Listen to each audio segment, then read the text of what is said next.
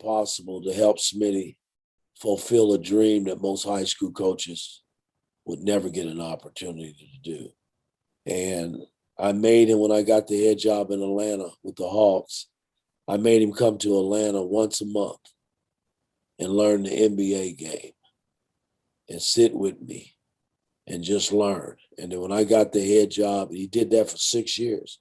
And when I got the head job in New York, I hired him as my assistant coach. And he was probably the oldest assistant coach in the NBA at that time, and never coached in college, as far as I know, and never had a relationship in the NBA. So I thought it was fun. We had a good run in New York together, man, and then he ended up dying on me, which was a heartbreaker for me.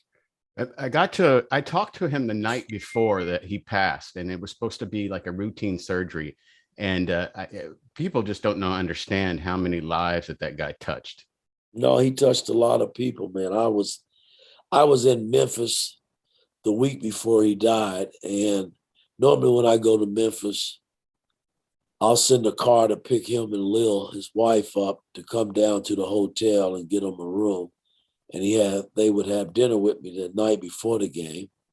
And then the next morning, he and I would always get up. He'd come to my meeting, and we'll go have breakfast and then get on the bus and go over for shoot around.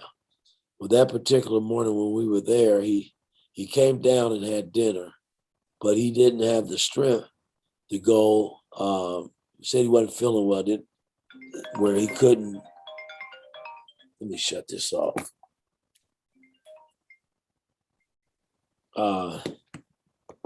He just didn't feel well to go to, and that wasn't like Smitty. So I said, well, just rest, and then I'll come back and have lunch with you before the game. And I said, just get ready for the game, because he always goes to the game. And I came back and said he just didn't feel like it. And I went up to the room and kind of laid there in the bed with him, shooting the breeze with him. And then he decided not to go to the game. And we went on and played the game. And I called him after the game. And I took off and headed back to where I was going. And then the next week he died, I mean? So it was like I really got a chance to see him before he got away. But boy, he got away too soon, man, because he was a good man, good man. Did being coached under Coach Smith, and he was a father figure for many. I could go through stories. I know you were probably surprised to see a white guy sitting across from you to talk to during an interview that, has so many great things to say about Coach Smith and what he meant to me. But did his coaching style kind of prepare you a little bit of what you spent 4 years under Coach Knight with? Yeah, I mean, I think what he did for me, he prepared me for Coach Knight, meaning, back then, a lot of the high school coaches kind of looked at Coach Knight as like the guy, which he was. And even though Smitty and Coach Knight had their differences, Smitty still respected Coach as a coach. And his principles were pretty much the same. He was very disciplined, Smitty was, on and off the court. And that, more than anything, forget the X's and O's, that prepared me for Coach Knight in a major way.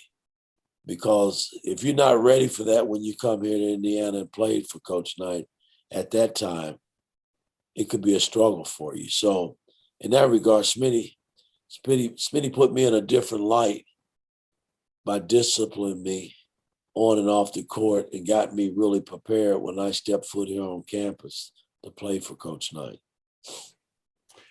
I know basketball may occupy your mind 24/7, but when it's not, what does Coach Mike Woodson like to do in free time? Or are you just really a basketball junkie?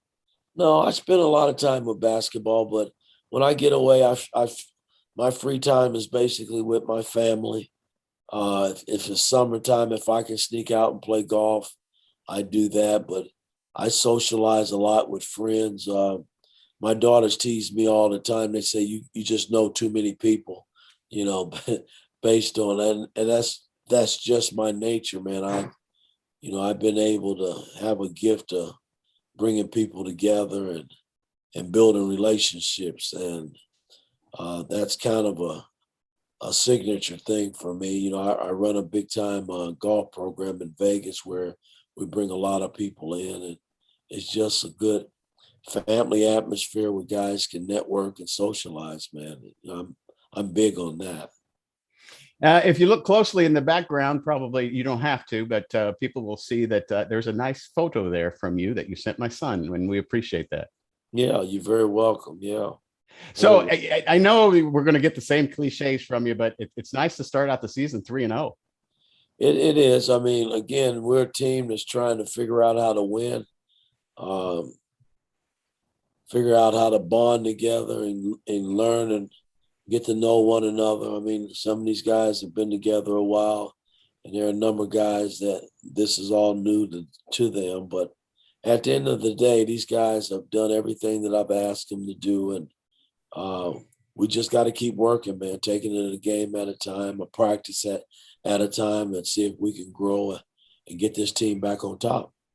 One last question. What's the schedule like compared to coaching in the NBA? Is it different, or is it a busier schedule? I mean, you got probably things to do at 9, 9:30, 10 o'clock. I mean, does the day get away from you, or is it just as busy as coaching in the NBA? I'll just say this: 34 years, 100 plus games. No, it's not as busy as the NBA. It really isn't. I mean, it's a lot of work in college basketball from the recruiting standpoint and staying on top of these players. But when you talk about a 30 game schedule versus 100 plus schedule, you know, that's the difference. You know, you traveling, playing 3, 4 games a week in the pros, and in college you probably playing 2 games a week. So that's the difference, I think. Well, we can cross our fingers. I know the voting is not released on who's going to be inducted into the Indiana Basketball Hall of Fame until the end of this month. But hopefully this will be the year for Coach Smith and Coach Woodson, Indiana University Hoosiers men's basketball coach. Thank you for spending some time with us on the Keeping the Nostalgia Live show from one Broad Ripple Rocket to another. I appreciate you, and good luck on the rest of your season. Thank you very much. I appreciate you. Thank you.